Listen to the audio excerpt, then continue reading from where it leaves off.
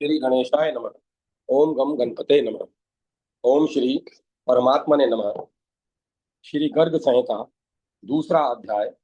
मथुरा पर जरासंध और काल यवन का आक्रमण। भगवान का युद्ध छोड़कर एक गुफा में जाना और वहां गए हुए काल यवन को मुचुकुंद के दृष्टिपात से दग्ध कराना।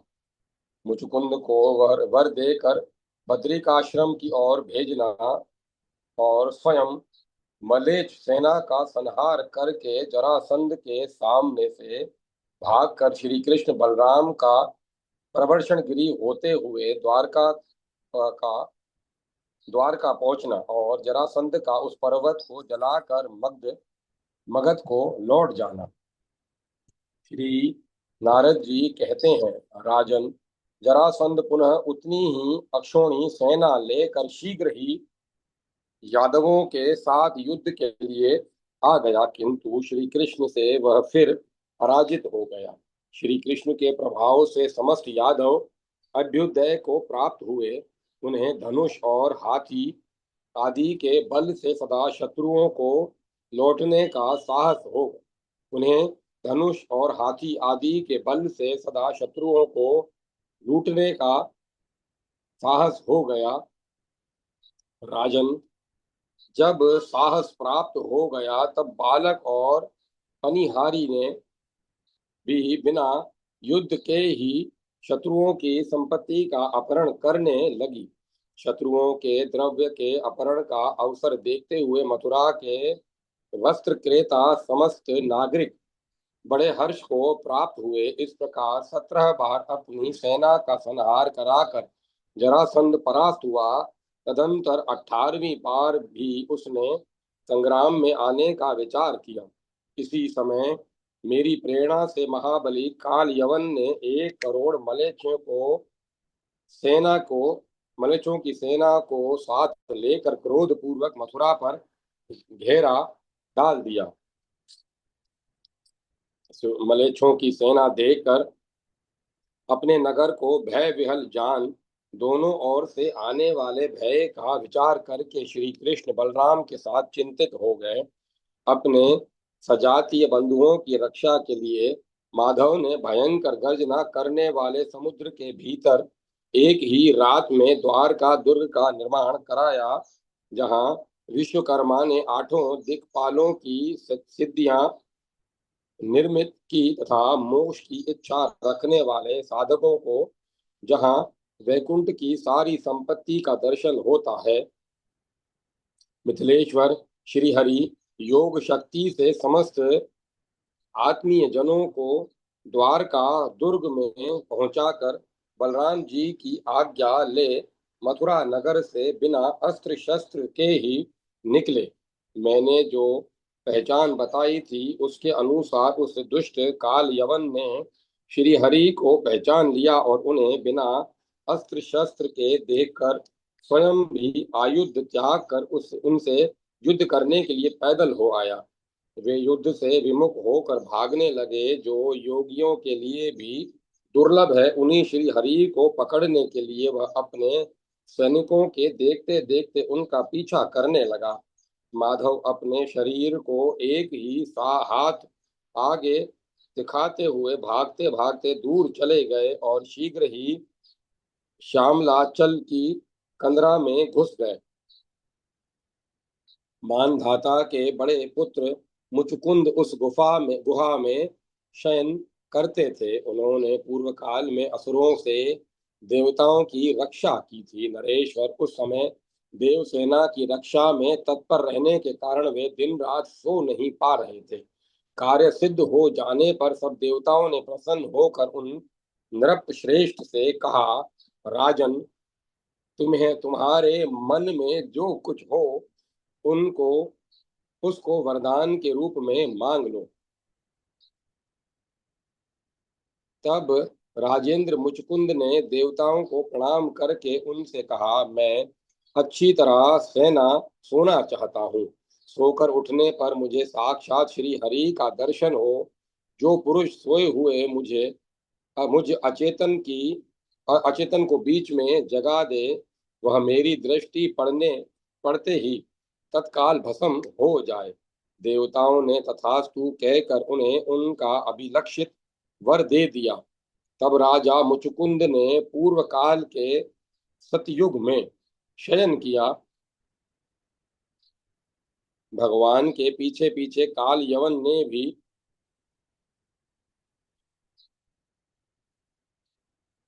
उस गुफा में प्रवेश किया और मुचकुंद को पीतांबर ओढ़कर सोया हुआ श्री कृष्ण ही समझकर क्रोध से भरे हुए उस महादुष्ट यवन ने तुरंत ही उसके ऊपर लात से प्रहार किया।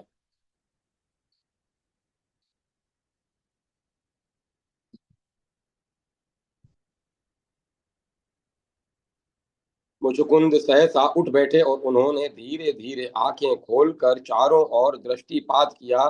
उस समय काल यवन उन्हें पास ही खड़ा दिखाई दिया। मैथिल रोष से भरे हुए नरेश की दृष्टि पड़ते ही काल यवन अपने ही देह से उत्पन्न आग की ज्वाला से उसी क्षण जल कर भस्म हो गया। यवन के भस्मीभूत हो जाने पर साक्षात परिपूर्णतम भगवान ने बुद्धिमान मुचकुंद को अपने स्वरूप का दर्शन कराया। करोड़ों सूर्यों के समान ज्वाजल्यमान ज्योतिर्मंडल में भगवान खड़े थे। उनके मस्तक पर किरीट, कानों में कुंडल, बाहों में अंगद और पैरों में नुपुर उद्दीप्त हो रहे थे। उनके वक्ष स्थल में श्रीवत्स का चिन्ह सुशोभित था। वे चारों भुजाओं से संपन्न थे।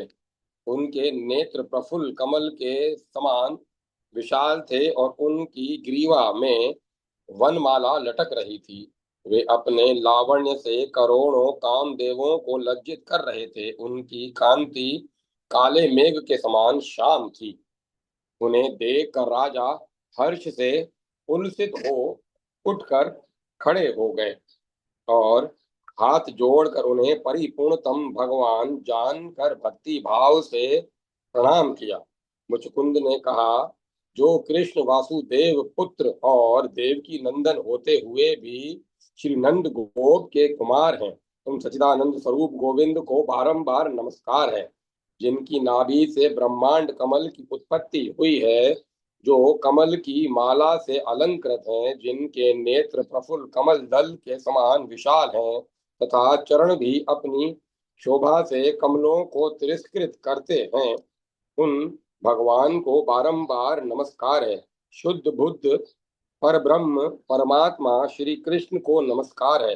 प्रणत जनों के कलेश का नाश करने वाले गोविंद को बारंबार नमस्कार है। जिनकी सहस्त्रों मूर्तियां हैं, जो सहस्त्रों चरण नेत्र मस्तक पुरु और भुजा धारण करने वाले हैं, जिनके सहस्त्रों नाम हैं तथा जो सहस्त्र कोटि युगों को धारण करते हैं, उन सनातन पुरुष भगवान श्री कृष्ण को नमस्कार है। हरे, इस भूतल पर मेरे समान कोई पातकी नहीं है और आपके समान पापहारी भी दूसरा कोई नहीं है। यह जानकर जगन्नाथ देव आपकी जैसी इच्छा हो वैसी ही कृपा मेरे ऊपर कीजिए। श्री नारद जी कहते हैं, राजन, मुचकुंद के इस प्रकार स्तुति करने पर साक्षात परमानंद स्वरूप श्री हरि ने उन्हें निर्गुण पर भक्त जानकर गंभीर वाणी में कहा। श्री भगवान बोले, राज सिंह, तुम धन्य हो तथा निरपेक्ष दिव्य भक्ति भाव से भरी हुई तुम्हारी विमल बुद्धि भी धन्य है। तुम आज ही मेरे धाम बद्रिकाश्रम को चले जाओ। वहीं मेरा आश्रय लेकर तपस्या करके दूसरे जन्म में श्रेष्ठ ब्राह्मण होगे। महाराज, ब्राह्मण शरीर से प्रेम लक्षणा भक्ति करके तुम प्रकृति से परे मेरे दिव्य धाम में पहुंच जाओगे, जहां से फिर यहाँ लौटना नहीं होता। श्री नारद जी कहते हैं, राजन, इस प्रकार श्री हरि की आज्ञा पाकर पुनः उनकी स्तुति वंदना और परिक्रमा करके नतमस्तक एवं श्री कृष्ण प्रेम से विहल हुए मुचुकुंद तथा गुहा दुर्ग से बाहर निकले। द्वापर में छोटी आकृति वाले मनुष्य 100 ताड़ वृक्षों के समान ऊंचे राजा मुचकुंद को देखकर मार्ग में भयभीत हो इधर उधर भागने लगे थे।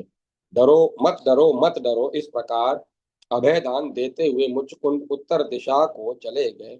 इस तरह उन बुद्धिमान मुचकुंद को वरदान देकर भगवान पुनः मलेच्छों से घिरी हुई मथुरा में आए और सारी मलेच्छ सेना का संहार करके बलपूर्वक उसका धन छीन लिया। तदंतर राजा जरासंध ने पुनः युद्ध करने का विचार मन में लेकर मुहूर्त बताने वाले मागध ब्राह्मणों को बुलवाया और कहा, यदि मैं वासुदेव को जीत कर लौटूंगा तो तुम्हारे अधीन रहकर सदा तुम लोगों की पूजा करूंगा। तब तक हे ब्राह्मणों, तुम लोग मेरे कारागार में ठहरो। यदि मैं पराजित हुआ तो तुम सबको मार डालूंगा, इसमें संशय नहीं है। ब्राह्मणों से यूं कहकर महाबली राजा जरासंध 23 अश्वनी सेना साथ लेकर शीघ्र मथुरा में आए। मागध ब्राह्मणों की बात सत्य करने के लिए भगवान ने अपनी टेक छोड़ दी और मनुष्यों की सी चेष्टा को अपनाकर अपने नगर से भयभीत की भांति परमदेव बलराम और श्री कृष्ण पैदल ही बड़े जोर से भागे। उन्हें भागते देख मगधराज अट्टहास करने लगा। वह ब्राह्मणों के वचनों का अनुसरण करके रथ सेना के साथ उनका पीछा करने लगा। वे दोनों भाई श्री हरि दक्षिण दिशा की ओर जाते हुए प्रवर्षण गिरी पर पहुंच गए। उन दोनों को उस पर्वत पर ही छिपे जान जरासंध ने लकड़ी जलाकर वहां के जंगल में आग लगा दी। प्रवर्षण गिरी के समस्त वन में भस्मीभूत हो जाने पर उस जलते हुए पर्वत के 11 योजन ऊंचे शिखर से कूदकर वे दोनों देवेश्वर शत्रुओं से अलक्षित रहकर द्वारका में जा पहुंचे। महाबली वीर मगधराज उन दोनों को दग्ध हुआ जान अपनी विजय के नगारे बजवाता हुआ मगध देश को लौट गया। नरेश्वर उसने बड़ी भक्ति से ब्राह्मणों का पूजन किया और कहा, ब्राह्मण जिसका सहायक है उसकी पराजय कैसे हो सकती है। इस प्रकार श्री गर्ग संहिता में श्री द्वारका खंड के अंतर्गत श्री नारद बहुलाश्व संवाद में द्वारका वास कथन नामक दूसरा अध्याय पूरा हुआ। जय माता सरस्वती, जय मां सरस्वती। तीसरा अध्याय, बलदेव जी का रेवती के साथ विवाह। श्री नारद जी कहते हैं, राजन, इस प्रकार मैंने तुमसे भगवान के द्वारका में निवास का कारण बताया। अब इन परमेश्वर बंधुओं के विवाह आदि के सारे वृतांत सुनाऊंगा। मिथिलेश्वर, तुम पहले बलदेव जी के विवाह का वृतांत सुनो, जो समस्त पापों को हर लेने वाला तथा आयु की वृद्धि करने वाला उत्तम साधन है। सूर्यवंश में मनस्वी राजा अनर्थ हुए, जिनके नाम से भयंकर गर्जना करने वाले समुद्र के तट पर अनर्थ अनर्थ देश बसा हुआ था। राजा अनर्थ के एक रेवत नाम का पुत्र हुआ, जो गुणों की खान तथा चक्रवर्ती राजा के लक्षणों से संपन्न था। उसने कुश स्थलीपुरी का निर्माण करके वहीं रह रहे राज्य शासन किया। पुत्र रेवत के 100 पुत्र थे और रेवती नाम वाली एक कन्या। वह सर्वोत्तम चिरंजीवी तथा सुंदर वर पाने की इच्छा रखती थी। एक दिन स्वर्ण रत्न विभूषित रथ पर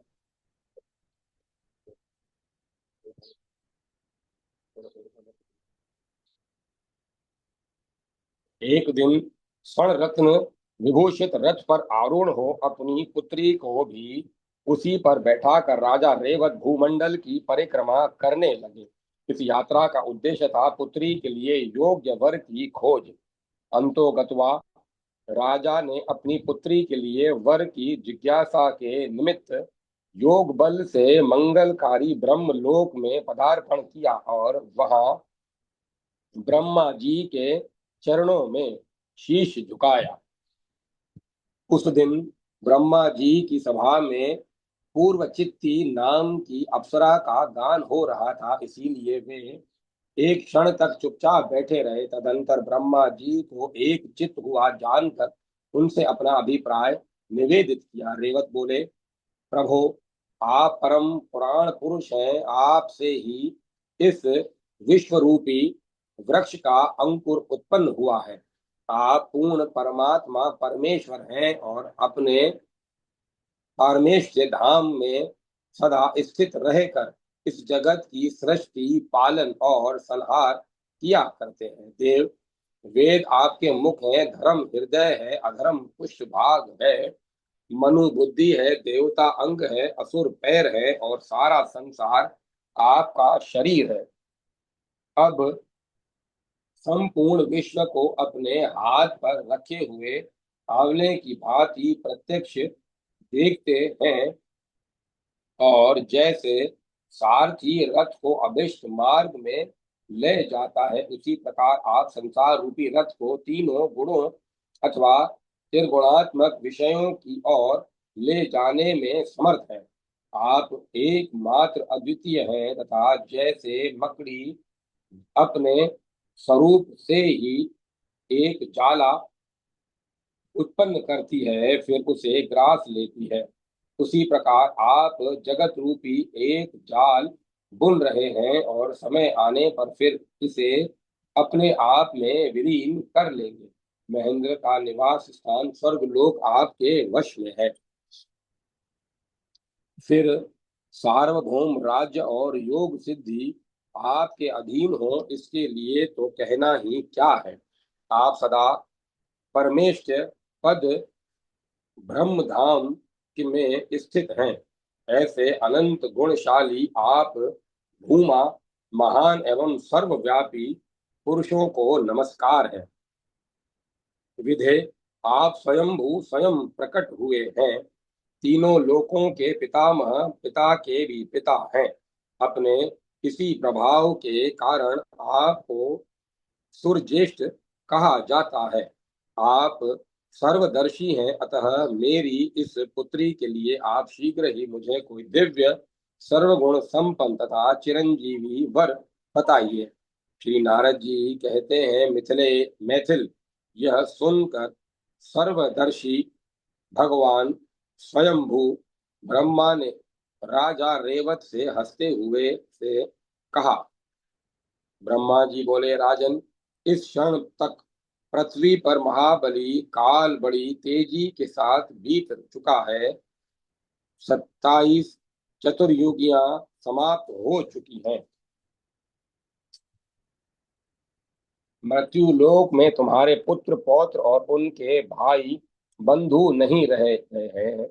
उनके पुत्रों के भी पोते नातियों के गोत्र तक अब नहीं सुनाई देते। अतः राजन, शीघ्र जाओ और सर्वश्रेष्ठ नर रत्न सनातन पुरुष बलदेव जी को यह कन्या रत्न समर्पित करो। साक्षात गोलोक के अधिपति परिपूर्णतम प्रभु बलराम और केशव भूमि का भार उतारने के लिए अवतरित हुए हैं। असंख्य ब्रह्मांडों के अधिपति होते हुए भी वे दोनों भक्त वत्सल हरि वसुदेव नंदन होकर द्वारका में यदुवंशियों के साथ विराज रहे हैं। श्री नारद जी कहते हैं, राजन, यह सुनकर नृप श्रेष्ठ रेवत ब्रह्मा जी को नमस्कार करके पुनः समृद्धिशालिनी द्वारकापुरी में आए। बलदेव जी से कन्या का विवाह करके देह दहेज में विश्वकर्मा का बनाया हुआ एक दिव्य रथ प्रदान किया, जो 1 योजन विस्तृत था। उस रथ में 1 सहस्त्र अश्व जुते हुए थे।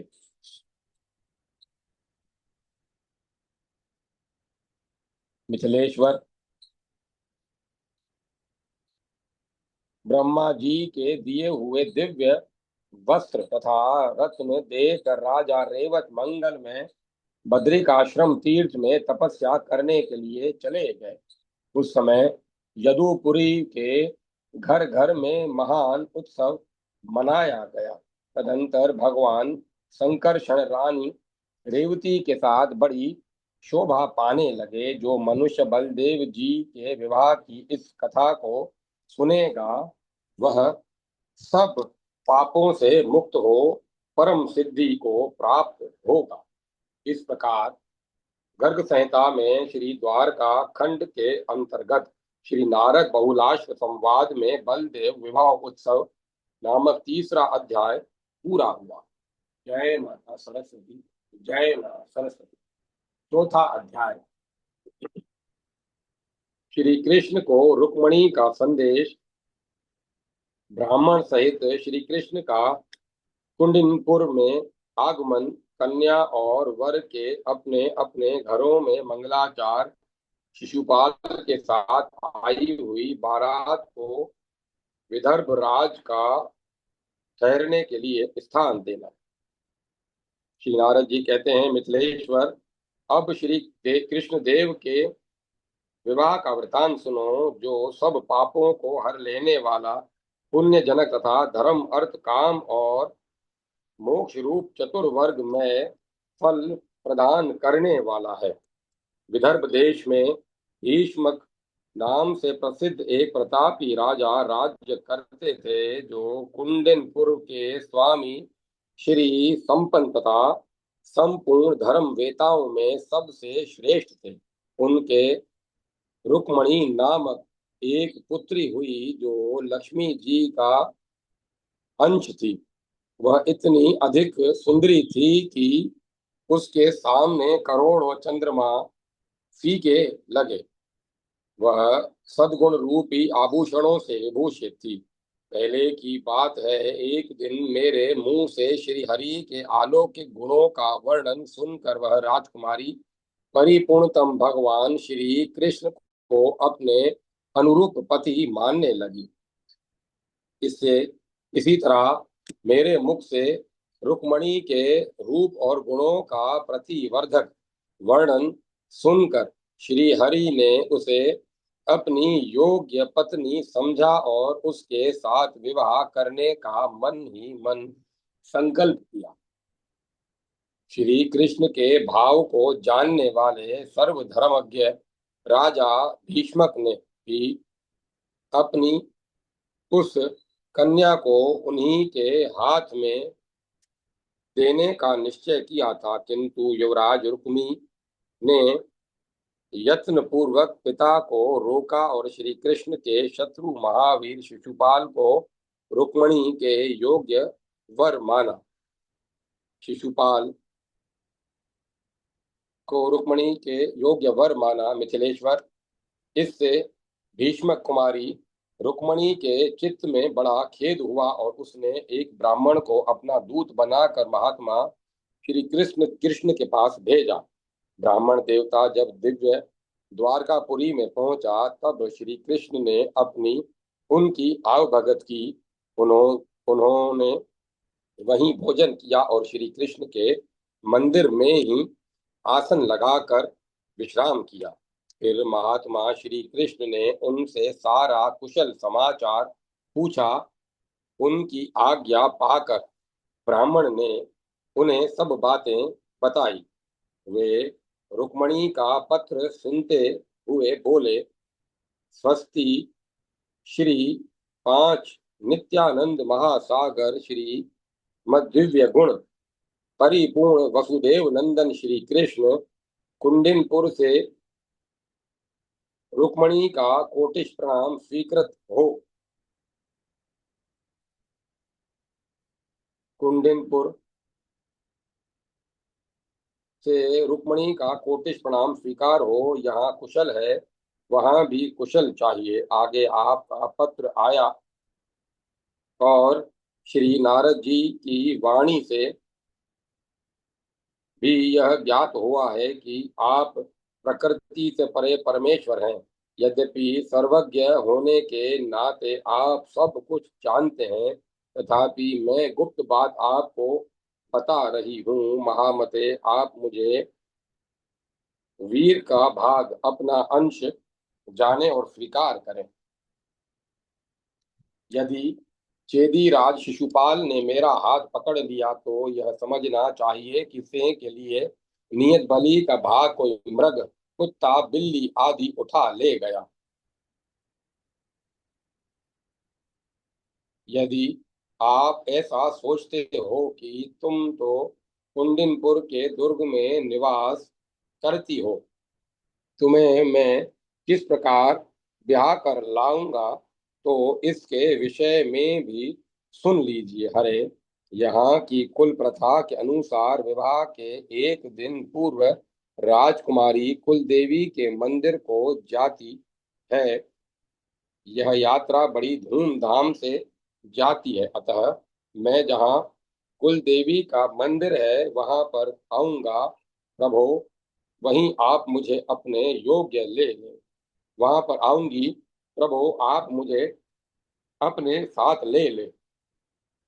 श्री नारद जी कहते हैं, राजन, ब्राह्मण के मुख से रुक्मणी के उस अभिप्राय को सुनकर सबको मान देने वाले भगवान श्री कृष्ण ने अपने सारथी दारुक को बुलाकर कहा, मेरा रथ शीघ्र ही जोत कर तैयार करो।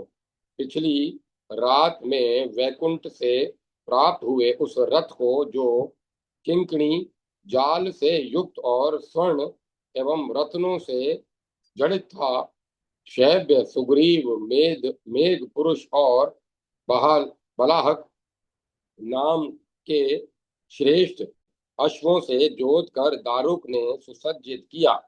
घोड़े चंचल और चारु चामरों से विभूषित थे। उनसे युक्त सहस्त्रों सूर्यों के समान तेजस्वी उस दिव्य विशाल रथ पर लक्ष्मीपति श्री कृष्ण ने पहले तो अपने हाथ से उस ब्राह्मण देवता का बैठाया हुआ और स्वयं सारथी की पीठ पर अपने श्री चरण कमल रख कर वे रथ पर आरूढ़ हुए। राजन, इस प्रकार भगवान श्री कृष्ण विदर्भ देश को चले। श्री कृष्ण अकेले ही समस्त राजमंडल के बीच से राजकन्या को हर लाने गए। इस समाचार से बलराम को युद्ध की आशंका हुई, अतः वे भाई की सहायता करने के लिए समर्थ बल वाहन से युक्त संपूर्ण यादव सेना को लेकर विपक्षी राजाओं को जीतने के लिए पीछे से शीघ्रता पूर्वक गए। प्रातःकाल होते होते ब्राह्मण और रथ के साथ भगवान श्री कृष्ण कुंडनपुर के उपवन में जा पहुंचे। वहां एक इमली के वृक्ष के नीचे घोड़े की झूल बिछाकर वे बैठ गए। उस स्थान से कुछ दूरी पर उत्तम कुंडनपुर दिखाई देता था। वह नगर बहुत बड़े दुर्ग से घिरा हुआ 7 योजन गोलाकार भूमि पर बसा था। वहां जल से भरी हुई एक परिखा थी, जो दुर्लभ और दुर्गम थी। उसकी चौड़ाई 100 धनुष थी। वह परिखा खाई चौमासे की नदी के समान जल से भरी हुई थी।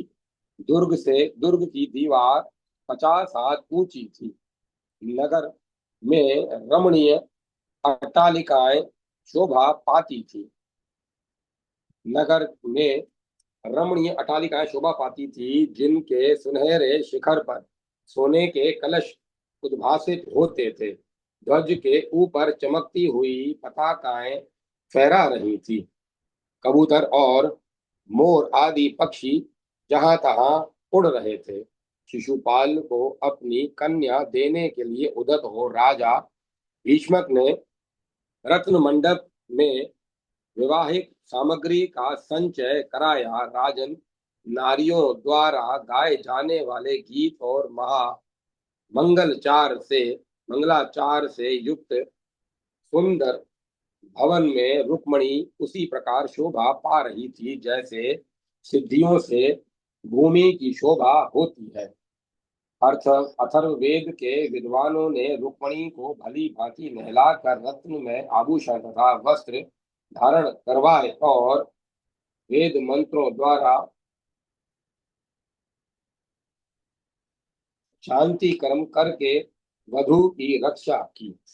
महामनस्वी राजा भीष्मक ने ब्राह्मणों को लाख भार सोना, 2 लाख भार मोती, सहस्त्र भार वस्त्र एवं 6 अरब गाय, 10,000 हाथी, 10 लाख सुंदर रथ, 10 करोड़ घोड़े और तिल और गुड़ आदि के पर्वत दान में दिए। इसी प्रकार 1 सहस्त्र स्वर्ण पात्र, 10 सहस्त्र आभूषण भी ब्राह्मणों को दान में दिए।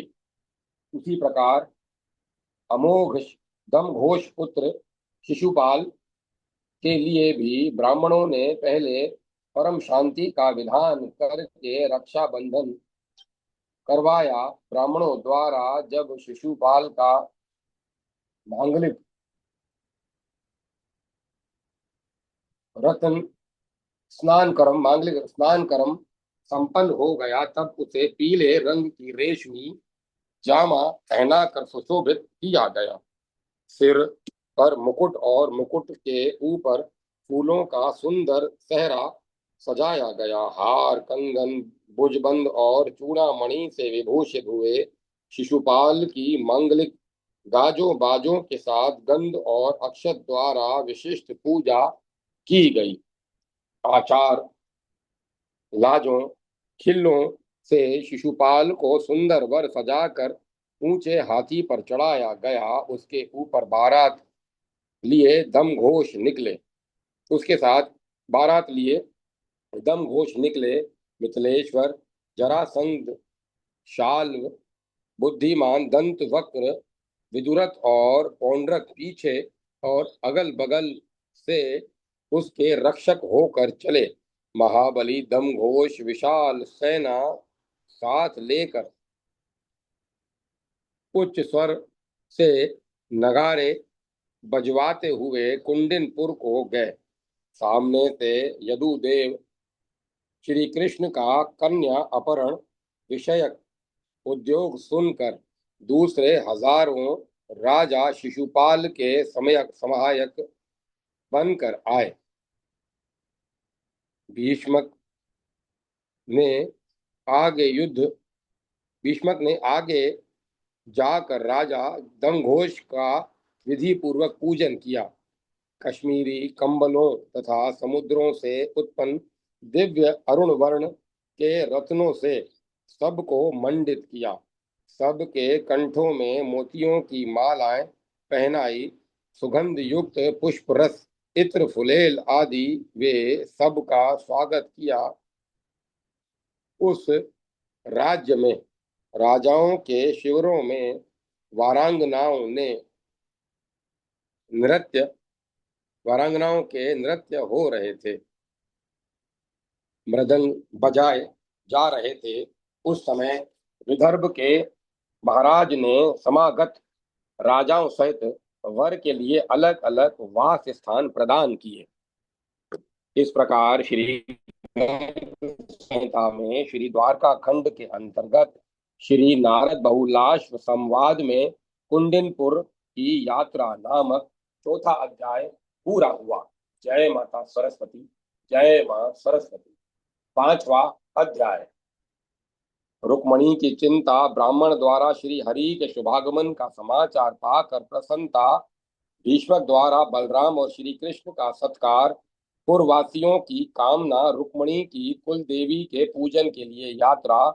देवी से प्रार्थना तथा सौभाग्यवती स्त्रियों से आशीर्वाद की प्राप्ति। श्री नारद जी कहते हैं, राजन, श्री कृष्ण चंद्र के चरणाविंद का चिंतन करती हुई कमल लोचना भीष्मक कुमारी रुक्मिणी उनके बिना जीवन को व्यर्थ मानने लगी। वह निरंतर घनश्याम का ही ध्यान करती थी। इसी अवस्था में वह मन ही मन कहने लगी। रुक्मिणी बोली, अहो, मेरे विवाह का मुहूर्त आने में अब एक ही रात बाकी रह गई है, किंतु मेरे प्रियतम श्री कृष्णचंद्र नहीं आए। मैं नहीं जानती कि इसमें क्या कारण है। जो ब्राह्मण देवता उनके पास गए थे वे भी अब तक लौट कर नहीं आए। वे, हे विधाता, इसमें क्या हेतु है? ये यदुकुल तिलक देवेश्वर श्री कृष्ण निश्चय ही मुझ में कोई दोष देखकर मेरा पाणी ग्रहण करने के निमित्त अधिक उद्योगशील होकर नहीं आ रहे हैं। हाय विधाता, अब मैं क्या करूं? हाय मुझ अभागिनी के लिए विधाता अनुकूल नहीं है। चंद्रशेखर भगवान शिव तथा गणेश जी भी प्रतिकूल हो गए हैं। भगवती गौरी ने भी मुझसे मुंह फेर लिया है और गौ तथा ब्राह्मण भी मेरे अनुकूल नहीं है। श्री नारद जी कहते हैं, राजन, इस तरह चिंता में पड़ी हुई वह भीष्मक राजकुमारी महल की अट्टालिकाओं में चक्कर लगाती हुई ऊंचे शिखर से श्री कृष्णचंद्र की बाट देखने लगी। इतने में ही रुक्मणी का बायां अंग फड़क उठा, मानो वही उनकी शंका का उत्तर या समाधान था। काल को जानने वाली सर्वमंगला श्री भीष्मक नंदिनी उस अंग स्फुरण से बहुत प्रसन्न हुई। उसी समय श्री कृष्ण का भेजा हुआ ब्राह्मण तत्काल वहां आ पहुंचा। श्री कृष्ण का आगमन संबंधी सारा वृतांत उसने धीरे से रुक्मणी को बता दिया। इससे श्री भीष्मक राजकुमारी को बड़ा हर्ष हुआ और वह ब्राह्मण देवता के चरणों में प्रणत हुई होकर बोली, विप्रवर, मैं तुम्हारे वंश से कभी दूर नहीं होंगी, अर्थात तुम्हारे कुल परंपरा में धन संपदा का कभी अभाव नहीं होगा। यह मेरा प्रतिज्ञा पूर्ण वचन है। विदर्भराज भीष्मक ने जब सुना कि मेरी कन्या का विवाह देखने के लिए उत्सुक हो बलराम और श्री कृष्ण दोनों भाई पधारे हैं, तब वे ब्रह्मलोक के तब वे ब्राह्मणों के साथ उन्हें लेवा लाने के लिए निकले, क्योंकि उन्हें उनके प्रभाव का पूर्ण परिज्ञान था। मंगल पात्रों के में गंध और अक्षत भरकर, वस्त्र तथा रत्न राशि रखकर, मांगलिक गाजे बाजे के साथ वे आए। मधुपर्कों के कोटिशः कलश समूह सजाकर राजा ने बलराम और श्री कृष्ण दोनों परमेश्वर बंधुओं का विधि पूर्वक पूजन किया। पूजन करके वे मन ही मन यह सोचकर अत्यंत खिन्न हो गए कि अहो, मैंने इन्हीं को अपनी कन्या क्यों नहीं दी। उनको सेना सहित आनंद वन में ठहराया और उन्हें प्रणाम करके वे अपने महल में लौट आए।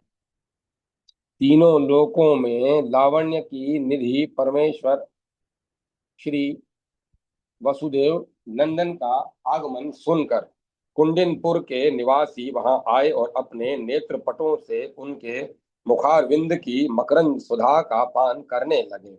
वे पूर्ववासी परस्पर इस प्रकार बात करने लगे, बंधुओं, रुक्मणी तो इन भगवान श्री कृष्ण की ही पत्नी होने योग्य है, दूसरे किसी की नहीं। इन नगरवासियों ने श्री कृष्ण और रुक्मणी का विवाह उन नगरवासियों ने श्री कृष्ण और रुक्मणी का विवाह हो इसके लिए विधाता से प्रार्थना करते हुए अपने सारे पुण्य समर्पित कर दिए। वे श्री कृष्ण के लावण्य के बंधन में बंध गए थे। उन्होंने पुनः आपस में इस प्रकार कहा, यदि यह इनका विवाह हो जाए तो ये कभी कभी स्वयं ससुर के घर अवश्य आया करेंगे। उस समय हम सब लोग निकट से इनका दर्शन करेंगे और कृत्य कृत्य हो जाएंगे। लोक में इनके दर्शन से वंचित होकर दीर्घ काल तक जीने से क्या लाभ। नरेश्वर, जब लोग इस प्रकार बातें कर रहे थे, उसी समय भीष्मक राजकुमारी रुक्मणी गिरिराज नंदनी उमा का पूजन करने के लिए अपनी संपूर्ण सखियों के साथ अंतःपुर से बाहर निकली। श्री कृष्ण ने उसके हृदय को हर लिया था।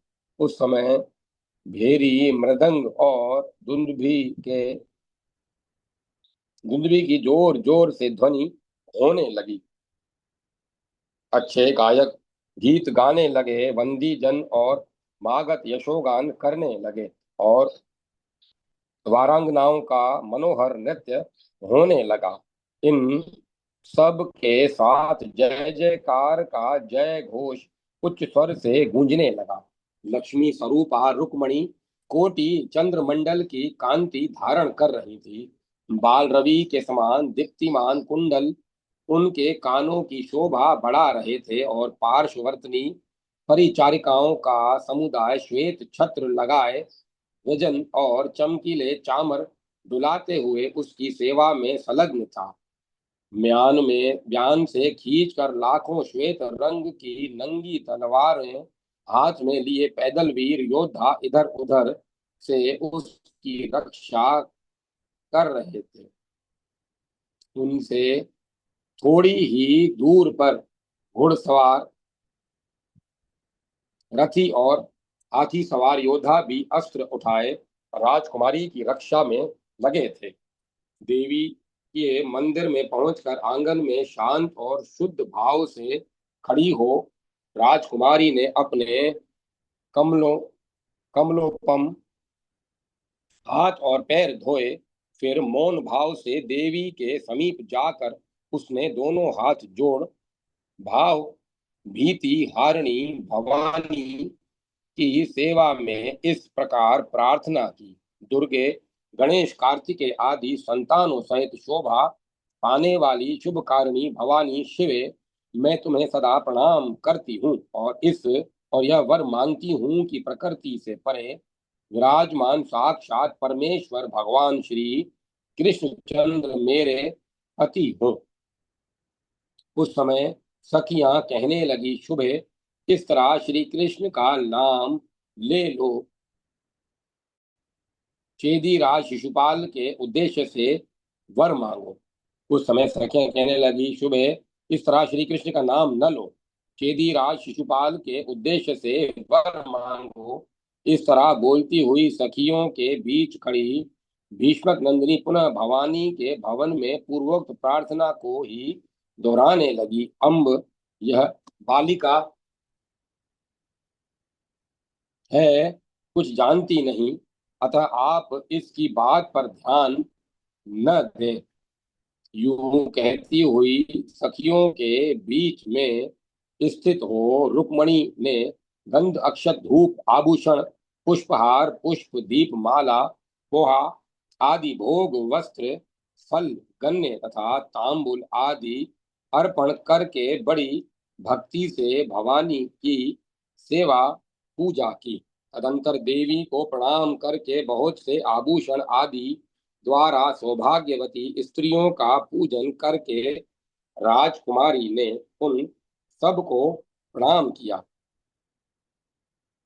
उन संपूर्ण सौभाग्यवती स्त्रियों ने रुक्मणी को वर दिए और परम मंगल में आशीर्वाद प्रदान किए। राजकुमारी, तुम्हारा रूप सौंदर्य सदा महारानी शतरूपा के समान अक्षय बना रहे। शील स्वभाव गिरिराज नंदिनी उमा के समान शोभित हो। तुम में पति सेवा का भाव अरुंधति के समान हो, और क्षमा जनक नंदिनी सीता के समान। भीष्मक नंदिनी, तुम्हारा सौभाग्य यज्ञ पत्नी दक्षिणा के समान और उत्तम वैभव शची के तुल्य हो। तुम्हारी वाणी सरस्वती के सदृश और पति भक्ति संतों की हरि भक्ति के समान हो। इस प्रकार श्री गर्ग संहिता में श्री द्वारका खंड के अंतर्गत श्री नारद बहुलाश्व संवाद में रुक्मणी का निर्गमन नामक 5वां अध्याय पूरा हुआ। जय माता सरस्वती। जय मां सरस्वती। 6वां अध्याय श्री कृष्ण द्वारा रुक्मणी का अपहरण तथा यादव वीरों के साथ युद्ध में विपक्षी राजाओं की पराजय। श्री नारद जी कहते हैं, राजन, इस प्रकार ब्राह्मण पत्नियों के शुभाशीर्वाद से अभिनंदित हो रुक्मणी ने पुनः बार बार देवी तथा विप्र बंधुओं को प्रणाम किया। तत्पश्चात मौन व्रत का त्याग करके भीष्मक राजकुमारी सखी सहेलियों के साथ धीरे धीरे गिरिराज गृह से गिरिजा गृह से बाहर निकली। उस समय करोड़ों चंद्रमाओं के समान कांतिमती कमल लोचना रुक्मणी को वीर योद्धाओं ने अकस्मात इस प्रकार देखा, मानो निर्धनों को सहसा कोई उत्तम निधि प्राप्त निधि मिल गई हो। घुड़सवार, रथी, हाथी सवार और पैदल जो जो रक्षक वहां आए थे, वे सब रुक्मणी पर दृष्टि पड़ते ही मोहित हो गए। उसके मुस्कान युक्त कटाक्ष कामदेव के धनुष से छूटे हुए तीखे बाणों के समान थे। उनसे आहत और पीड़ित हो समस्त सैनिक अपने अस्त्र त्याग कर पृथ्वी पर गिर पड़े। इसी समय घंटियां और मंजीरों के नाद से मुखरित तथा वैकुंठ स्थित नेत्र नेत्र नामक वन में उद्भत अद्भुत अश्वों से जुते हुए फहराती हुई ऊंची पताका से अलंकृत तथा वायु के समान वेगशाली रथ द्वारा द्वारुक सारथी सहित श्री हरि अपनी सेना की टक्कर से उस रक्षक सेना में दरार उत्पन्न करके तत्काल वहां उसी प्रकार घुस आए जैसे वायु कमल वन में बेरोक टोक प्रविष्ट हो जाती है। शत्रुओं के देखते देखते शीघ्र ही स्त्री समुदाय के पास पहुंचकर भगवान श्री हरि ने भीष्मक नंदिनी रुक्मणी को अपने रथ पर चढ़ाकर जैसे गरुड़ देवताओं के सामने से सुधा का कलश उठा ले गए थे, उसी प्रकार उस राजकन्या का अपहरण कर लिया। राजन, इस तरह उस समय वे शस्त्रों में उत्तम दिव्य शांग्र धनुष को बारंबार टंकार कर रहे थे। तदंतर बड़े वेग से अपनी सेना के भीतर श्री हरि के लौट आने पर देवताओं की दुंदुभियां और यादवों के नगारे एक साथ ही बज उठे। सिद्ध और सिद्धों की कन्याएं तथा देवता लोग हर्ष से भरकर श्री कृष्ण के रथ पर नंदन वन के फूलों की वर्षा करने लगे। तब जय जयकार की ध्वनि के साथ बलराम सहित श्री कृष्ण धीरे धीरे वहां से जाने लगे, ठीक उसी प्रकार जैसे सिंह सियारों के बीच से अपना भाग लेकर मौज से चला जाता है। रुक्मणी का हरण हो जाने पर उस समय बड़ा भारी कोलाहल मचा। रक्षक सैनिक आपस में ही शत्रुओं का प्रहार कर शत्रुओं का प्रहार कर युद्ध करने लगे शस्त्रों का प्रहार कर युद्ध करने लगे। जरासंध के वश में रहने वाले समस्त मानी नृपश्रेष्ठ इस घटना से प्राप्त हुए अपने पराभव और सुयश के नाश को नहीं सह सके। वे परस्पर कहने लगे, अहो, हम लोगों को धिक्कार है, इस धनुर्धर राजाओं को यश को राजाओं के यश को गोपों ने इसी तरह प्रकार हर लिया जैसे सियारों ने सिंहों के यश का। इससे बढ़कर हमारी पराजय और क्या हो सकती है। यूं कहकर सब के सब क्रोध से भर उठे और धूत, क्रीड़ा और चौपड़ आदि खेलों को छोड़कर कवच और सेना से सुसज्जित हो उन्होंने युद्ध के लिए शस्त्र उठा लिए। क्रोध से भरा हुआ पौंड्रक 2 अश्वनी सेना के साथ महावीर विदुर 3 अश्वनी सेना के साथ अत्यंत दारुण दंत वक्र 5 अश्वनी सेना के साथ राजपुर का स्वामी राजा शाल्व, 3 अश्वनी सेना के साथ राज तथा महाबली जरासंध, 10 अश्वनी सेना के साथ महा मनस्वी यादवों के समक्ष युद्ध के लिए आ पहुंचे। चेदीराज शिशुपाल के पक्ष वाले अन्य सहस्त्रों योद्धा भी श्री कृष्ण के सामने धनुष को टंकारते हुए युद्ध के लिए आ धमके। प्रलय काल में महासागर की भांति उस विशाल सेना को देखकर यदु श्रेष्ठ योद्धा उसे पार करने के लिए श्री कृष्ण के पास आ गए। श्री कृष्ण ही उनके केवट और जहाज थे।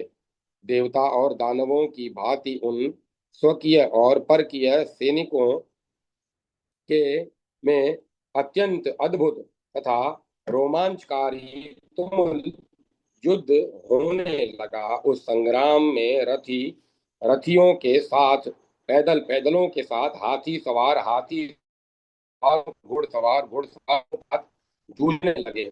शस्त्रों की वर्षा से अंधकार सा छा गया। उस समय रुक्मणी को भय से गल हुई देख भगवान श्री कृष्ण ने अभय दान देते हुए कहा, डरो मत। बलराम जी के छोटे भाई वीरवर गद अपने महान धनुष को कंपित करते हुए शत्रुओं की सेना में उसी प्रकार घुस गए जैसे वन में दावानल गद के बाणों से अंगों के विदीर्ण हो जाने के कारण कितने ही रथी योद्धाओं के कवच कटकर छिन्न भिन्न हो गए। घोड़े और सारथी मारे गए तथा वे स्वयं भी प्राण शून्य होकर पृथ्वी पर गिर पड़े। पैदल योद्धाओं के पैर कट गए। राजन गद के बाणों से व्यथित हो शत्रु योद्धा आंधी के उखाड़े हुए वृक्षों की भांति धराशायी हो गए। नरेश्वर, घोड़ों पर चढ़े हुए कितने ही वीर गद के बाणों से विदीर्ण हो सम्रांगण में बहती फल की भांति घोड़ों सहित गिर पड़े। इसी प्रकार गद के बाणों से कुंभ स्थल फट जाने के कारण बीच बीच में विदीर्ण हुए हाथी कुष्मांड के टुकड़ों की भांति पृथ्वी पर पड़े शोभा पा रहे थे। तदंतर शत्रुओं की सारी सेना भाग चली। यह देख गदा युद्ध विशारद महाबली शाल्व ने गद के ऊपर अपनी गदा से आघात किया। गदा की चोट खाकर गदा युद्ध के प्रभाव को जानने वाले धनुर्धर गद धनुष द्वारा युद्ध करना छोड़कर तत्काल मन से अत्यंत व्यथा का अनुभव करते हुए युद्ध भूमि में गिर पड़े। गिरकर भी वे सहसा उठ खड़े हुए और तत्काल बलदेव जी की दी हुई गदा को गद ने अपने हाथ में ले लिया। लाख बार लोहे की बनी हुई वह भारी गदा कौमुद की के समान सदृढ़ थी। उसके द्वारा गद ने राजा शाल्व पर उसी प्रकार चोट की जैसे इंद्र ने वज्र द्वारा किसी पर्वत पर आघात किया हो।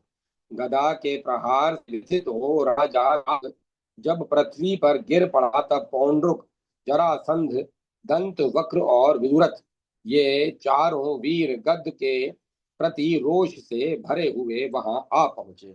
महावीर पौंड्रुक ने भी जैसे कोई कटु वचनों से मित्रता के संबंध को नष्ट कर देता है उसी प्रकार 10 तीखे बाण मारकर गद के रथ पर फहराती हुई पताका को काट डाला।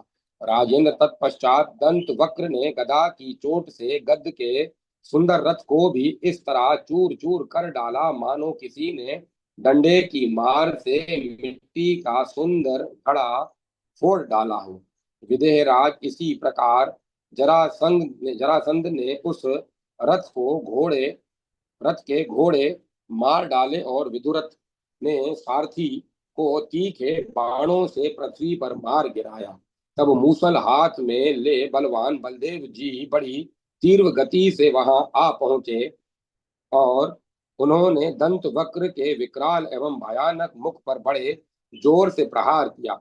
सम्रांगण में युद्ध करते हुए दंत वक्र के मुख में मूसल की चोट पड़ने पर उसके मुख में जो जो एक टेढ़ा दांत बच रहा था वह भी भूमि पर गिर पड़ा। फिर भी तो रुक्मणी सहित दैत्य नाशन श्री हरि हंसने लगे। इसी समय रोष में भरे हुए बलदेव जी ने अपने मूसल से शीघ्रता पूर्वक पौंड्रुक जरासंध तथा दुष्ट विदुरथ को भी चोट पहुंचाई। ये तीनों ही वीर खून से लथपथ हो युद्ध भूमि में मूर्छित होकर गिर पड़े। इसके बाद वहां आई हुई सारी सेना को कुपित हुए महाबली बलदेव ने हल से खींचकर मूसल की मार से मौत के घाट उतार दिया। उस सम्रांगण में 10 योजन दूर तक हाथी घोड़े और पैदल सैनिक पिस उठे, चूर चूर हो गए और धरती पर सदा के लिए सो गए। तब मरने से बचे हुए जरासंध आदि समस्त नरेश मैदान छोड़कर भाग गए और जिसकी उमंग नष्ट हो गई थी तथा जो अत्यंत हतोत्साह हो चला था उस शिशुपाल के पास जाकर बोले, पुरुष सिंह, तुम अपने मन की इस ग्लानि को त्याग दो। वह एक विवाह तो क्या, इस भूतल पर तुम्हारे 100 विवाह हो जाएंगे। हम लोग आज ही द्वारका में चलकर बलराम और श्री कृष्ण को बांध लेंगे और समुद्र की कांची धारण करने वाली उस पृथ्वी को यादवों से सूनी कर डालेंगे।